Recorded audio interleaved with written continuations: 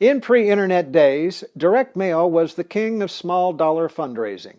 Candidates would buy lists of people who had given to a particular candidate or cause, then solicit their help for their own campaigns.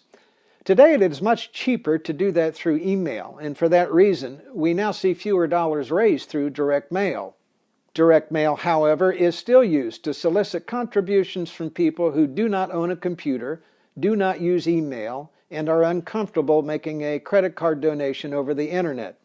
They tend to be older than the average contributor, but they still contribute sizable amounts to political candidates. Developing your own direct mail list from lists that you might buy or lease from data vendors takes time to develop and usually requires the creative talent of people who do it for a living. Type direct mail political fundraising companies in the Google search bar, and you'll find several firms that still do it. There is another type of direct mail fundraising that I have used with great success. If you have a large donor willing to raise money for you, but is uncomfortable making phone calls or hosting a dinner party, use snail mail. Draft a testimonial letter for your contributor to send to their friends.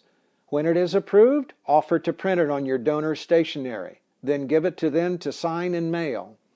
3 days later, send your own letter to the same list. Make a direct request for money and follow it up with a phone call.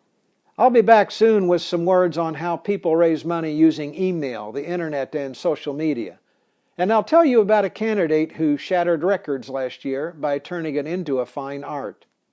Click that subscribe button on or just below the screen, and you'll receive all my videos the minute they go live.